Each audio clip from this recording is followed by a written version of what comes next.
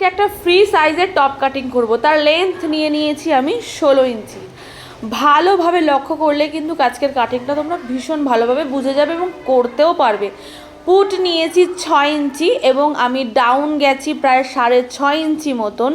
7 ইঞ্চি গেলে ভালো হতো যেহেতু ফ্রি সাইজ। তারপর আমি পুট যা নিয়েছি সেই সেম আমি ছাতি লাইনে বসিয়ে দিয়েছি। এখানেও আমি প্রায় 6 ইঞ্চি মতো নিয়েছি।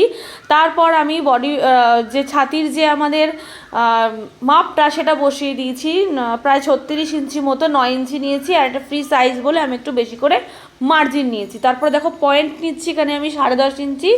তারপর ভেতর থেকে আড়াআড়ি যাচ্ছি। ছাতির 10 ভাগ নিতে হয় যেহেতু ফ্রি সাইজ হচ্ছে জন্য এখানে আমি 4.5 ইঞ্চি নিচ্ছি। 9 ইঞ্চি মতন আমাদের আসবে। নিচেও আমি 4.5 ইঞ্চিতে মার্কা করে দিচ্ছি। তারপর আমি কোমর নিচ্ছি দেখো 32 ইঞ্চি, তার মানে এখানে 8 ইঞ্চি প্লাস টেকিন মার্জিন প্লাস সেলাই মার্জিন। এইভাবে সমস্ত দাগ দিয়ে নিয়ে আমি স্কেল ব্যবহার করব এবার বডি মোহরার দাগটা দেওয়ার জন্য। তারপর দেখো বডি মোহরার স্ট্রেট লাইন টেনে দিয়ে আমি এখানে যে হালকা কার্ভ শেপ দিয়ে নিচ্ছি, আমাদের বডি মোহরাটা বেরিয়ে আসলো। এবার আমি কি করব, সামনের গলার ডিপটা যাব। এখানে সামনের গলার ডিপ যেহেতু ছোট ব্যাকে বড়, সেহেতু কিন্তু পুটটা আমি এদিক থেকে একটু কম বেশি নেব, সেটা তোমরা খেয়াল করলেই বুঝতে পারবে। সামনের গলার ডিপ এখানে আমার 9 ইঞ্চি, তো 9 ইঞ্চি নিয়ে একটা কার্ভ শেপ দেবো। কার্ভ শেপ দেওয়ার পরে আমি পেছন গলাটা ডিপ দেবো। পেছন গলাটা ডিপ প্রায় 11 ইঞ্চি। সেটা আমি দেখো ভালো করে লক্ষ্য করো তোমরা, নালে কিন্তু একদমই বুঝতে পারবে না।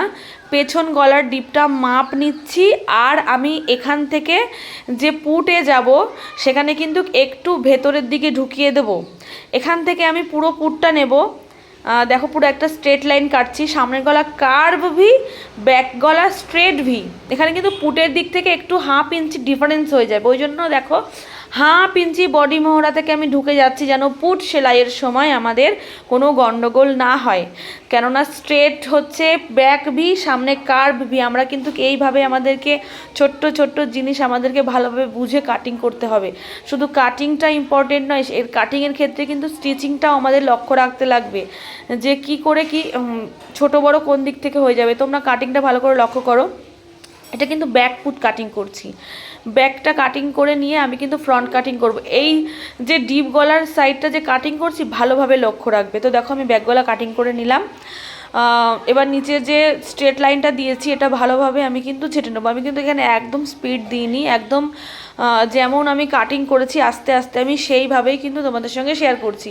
এবার কি করব, আমি সামনের পার্টটা কাটিং করার জন্য ডবল ফোল্ড করব। যেহেতু এটা প্যাডের পোর্শন আছে ওই জন্য আমি কিন্তু ডবল ফোল্ড করে নেব। তো দেখো আমি ডবল পার্ট ফোল্ড করে নিচ্ছি। তো আমার ভিডিও তোমাদের যদি ভালো লাগে অবশ্যই কিন্তু লাইক কমেন্ট শেয়ার করতে ভুলো না বন্ধুরা। দেখো এবার আমি পুরো টোটাল পুটটা নিয়ে আমি কাটিং করছি, মানে যে 1/2 ইঞ্চিটা আমি ভেতরে ঢুকেছি সেটা কিন্তু শুধু সামনের পোর্শনে আমি কাটিং করছি না, ব্যাকে কাটিং করছি। দেখো সামনের পোর্শন কিন্তু টোটাল পুটটা আমি নিয়ে গলা কাটিং করে দিয়েছি। আর এবার যে কাটছি এটা কিন্তু ব্যাক পোর্শনের মানে নেকলাইনটা কাটবো, ওই জন্য বডি মোহরাতে 1/2 ইঞ্চি আমি ছেড়ে দিয়েছি। ছেড়ে দিয়ে আমি পেছনের যে ভিটা দেখো 1/2 ইঞ্চি এদিক থেকে ভেতরে গেছি, 1/2 ইঞ্চি ওদিক থেকে যে ছেটেছি আর এদিক দিয়ে 1/2 ইঞ্চি ঢুকেছি, যেহেতু ডিপ গলা। এইভাবেই কিন্তু আমাদের কাটিং করতে হয়। তোমরা যদি লক্ষ্য রাখো ভালোভাবে ছোট্ট ছোট্ট জিনিস, এইভাবেই কিন্তু একটা সুন্দর একটা ড্রেস তৈরি হয়। তোমরা এইভাবে যদি করো তোমরাও কিন্তু একটা প্রফেশনালি কাজ করতে শুরু করবে। আমি কিন্তু এত নিখুঁতভাবে শিখিনি, আমি আস্তে আস্তে কাজ করতে করতে কিন্তু এগিয়েছি। তো তোমরাও কিন্তু এইভাবে এগোতে পারবে। তো আমার ভিডিও ভালো লাগে